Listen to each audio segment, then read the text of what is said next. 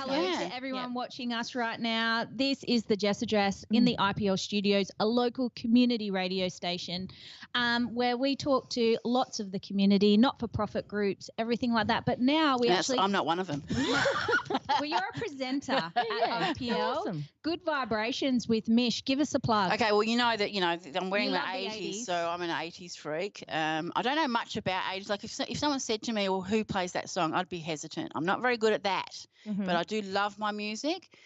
And to me, music is my therapy. And I've always said that I have a therapist and their name is music. So, yeah, music, 80s music. And also with my show is mental health awareness. So I like to have people in for some chit-chat and we talk about their journeys. And also people for wellness, they might come in and give some advice. For someone out there listening, there might be something useful. Why are you so passionate about mental health? I suffer from anxiety and depression. I think I always have. Mine is not situational; it's more chemical imbalance. So I don't have any triggers. I don't have any triggers. I don't have any history of abuse or anything like that. It's more a chemical imbalance for me, but I still suffer the same way. And I do have triggers. For example, I'm not a very social person. I know that sounds stupid, me sitting here, but I'm not. I'm an introvert, believe it or not. So going into crowds of people that I don't know would be my worst nightmare. I hate going to weddings because it's people I don't know. I absolutely hate going to parties that I don't know the people. So they're my triggers, but I don't have any abuse of any kind in my life that caused my depression. So it is definitely a chemical imbalance. So I'm very passionate about people telling their stories. Everyone has a different story to tell. Yes, there might be some abuse involved that have triggered their depression, but we all have a different story, and I want people to be able to be confident and courageous to tell their story, because it is very courageous to be open about it, particularly men. They tend to keep it inside and not want to bring it out. Kind of be a learnt skill too, because boys don't cry. That's and I really want to change. I want to change that attitude. I'm hoping that the generations. You've got children, so you'll have a better idea. Does the generation these days have a better idea on being able to show their emotion? Do you encourage? Yeah, I do, and I think it's really interesting. And I love when I talk about how my road rage is my children show my road rage, but they also showed my ways of mental health, of coping with mental health. So if I've had a really rough morning and we're all getting in the car, at least one of my children will go, "You've got this, Mum. Oh, I believe so in you." cool. Because I have self-talked for a really long time, or I just go, breathe, and take a breath, and I'll see my 6-year-old going to smash her brother and then stopping and going, that's so fantastic. That's exactly what I want, because my kids are in their mid to late 20s now, so I wasn't in a right head frame or head space at the time to be able to teach them stuff like that. So unfortunately they've missed that. But I really want to get out there that emotions are fine. Boys can cry. Anyone can cry. In fact, to me, I think it's more courageous to show your emotion than to not show your emotion. And I think that's definitely acknowledged in community now. Yeah. And I feel like at an educational level, you're talking kindy, pre-primary, they're learnt about emotional regulation. Oh, that's great. They're learnt emotional intelligence. And it's like one of the things that's written into reports at the moment. Is that right? It's about acknowledging how they deal with their friends and how they deal with problems and things like that. Yeah. So I think that we are changing as a society and giving not only men, because my generation, it was like, you don't cry, you're fine, don't cry. There's nothing to cry about. Mum would put me around the ear and say, "There's nothing to cry about." She wouldn't, but you hear that. There's nothing to cry about. What are you crying for? Oh. But, my mum always used to say to me, "I'll give you a day." Yeah. I'll give you a day where you can wallow or feel sad, but then after you have to pull your boots on and have to that's go. good. That's good. Because I think it's also good that you acknowledge that it's okay to feel sad, and I can feel sad, but I can't stay. Yeah, I can't stay here. Yeah, we do that with my kids, or I do. This is not worth your tears. Yeah. You are allowed to cry. You are allowed to be upset, but this boy in particular, he's not worth your tears. I love it. And you were you're welcome to be sad, but we are going to be sad now, and we're going to move on from this because he's really not worth it. That's brilliant. I want to say a name. No, it's fine. Don't do Not that. on Facebook We're on Live, live we're Facebook. not. Yeah, so I love that because I haven't been in the schooling system for quite some time, so I don't know how they're growing up. So it's nice to know and to hear that they are encouraging the emotional side of things. You also get a lot of therapy providers. You've had hypnotherapy on there. Yeah. Lots of different ways to deal with. I think I'm doing that for me as well because I believe because I've been on medication for depression for many years. There must be something else out there that will help me rather than medication. I'm still on medication, but I'm researching. I call it research. So when you go into spirituality and all this sort of stuff, which I know nothing about, there's so many different options out there that I like to bring people in with different ideas. Some of them are way out there. But that might resonate to someone who's listening. Do you know what I mean? So even though I don't understand it, someone may be listening and think, gosh, I'm going to try that. So I try and get in totally different ideas so that I understand, I'm learning as well. Every single person that comes into the radio for me, I'm learning about myself anyway. So it not only am I, it's not about everybody else, but it's also about me. So what are you learning about yourself being a presenter here? I'm learning that I can do this. I can be confident because I'm not a confident person. I come across as that, particularly when I'm here at the radio. I think I'm a different person.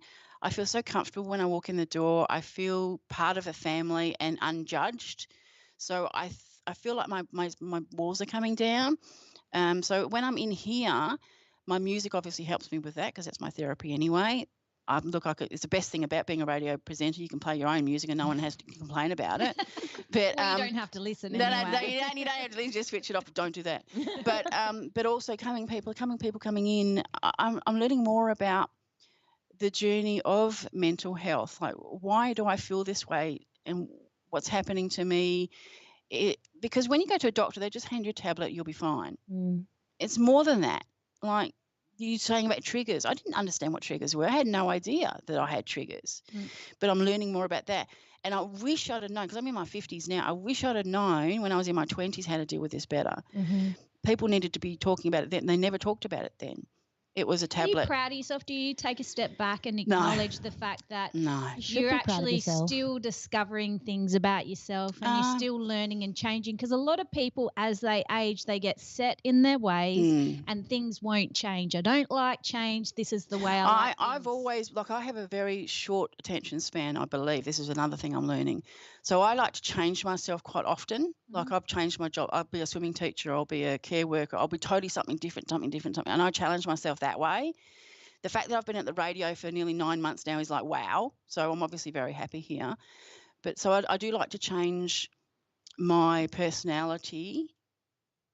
I don't know, I've gone off the track now, but I think that's it gives you courage to be something like, I don't know whether it's a mask that I give. You're reinventing yourself. Reinventing is the word. Yeah, and it's not an easy thing to do. But I think I'm reinventing myself into me. Like, I've taken away the layers of that onion and I'm getting to be more myself. I love that. Yeah. So it's more about discovery. Discovery. Yeah, not so much inventing, because I think I'm trying to learn who I am, who I was, or who I should be. Because when you have children, you tend to be the last person on the list. Yeah, absolutely. And I'm still dealing with that, and my kids are in their 20s. So I think, who am I today? Who am I? Who am I now? I'm not, I'm still a mother, but I'm not a mother that needs to be there on a day-to-day basis. I'm a wife, yes. I'm there on a day-to-day basis, but, we do our own thing as well. What makes you tick, and what are you passionate about? Yeah, that's and what the do thing. you want to pursue? That's the thing, and I've never, ever asked myself that question. Never. Until I've walked into the radio. Now I know that 80s is my passion, and mental health is my passion. And I've had people in my life that have suicided, and I want to do this for them as well. So it's just something that I feel that needs to be. Well, can I say aware. You're quite a character around the studio. You really are. You started a dance craze. Then what happened to that? No one get. We need to do it. We should just. We did film one. Yeah. I think I only did 2, maybe. Oh, yeah, okay. But we never saw the light of day. Well, what we filmed. Well, maybe we need to do it now. Because I couldn't follow the steps. I was like 2 steps behind you, which it looks. Which is interesting because I'm not a dancer. Yeah. No, you don't need to be. To get flies off of me. I looked like there was a spider crawling on me, and I looked loose. I looked loose. But I wanted the radio to be brighter. I didn't want people just to sit behind a mic and, for an hour. You know what I mean? It was a great way to connect the presenters together. I had very young presenters with me at that time. Yeah. They were early late teens, and I was trying to boost their energy or get their energy from them. So we had a dress-up day. I brought in a box of dress-up clothes and we dressed up. That was fun.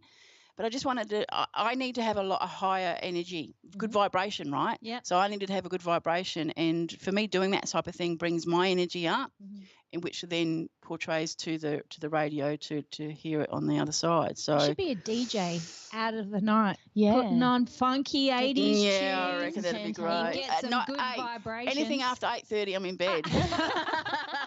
Forget it. So plug your show again, Okay, Mish. so it's Good Vibrations on IPL Radio. It's between 12 and 3 p.m. Western Standard Times, Fridays. Please come and join me. We've got some interviews tomorrow, of course, my 80s music, and let's just have some fun. Yeah, and if you want to contact Mish, you are on Facebook. I am on Facebook, so it's Mish, MISHIPL. I'm also on YouTube, Spotify. You're out there. I'm out there, but gosh, it's a lot of work. It is. You need a full-time production person. Ta-da! Hi, everybody. Because it is a lot of, now these people that do their social media, you know, and they make money out of it. Yeah. Those people that influencers, they spend a lot of time from this is a lot. It is a big job. Okay. Yeah. It is a big job. One. Yeah. For that reason and many others. Yeah, no, it is a big job. They get a good buck for it too. So. Yeah, I haven't figured out how to do that yet. But how to get a good buck for it? Yeah, a buck for it. Right, we'll figure it out. But anyway. Who knows? Yeah, we're talking about radio, right? Yeah. Yeah. So I don't know. I don't know how they do that, but anyway, I want to influence mental health awareness. Yeah, and talking about that, IPL is a not-for-profit, so we do thrive on donations from the public. 100%. So, without the donation, without the support, we can't be here. And I would suffer. There would be many people here at IPL that would suffer because, to me, IPL is my saviour. Yeah.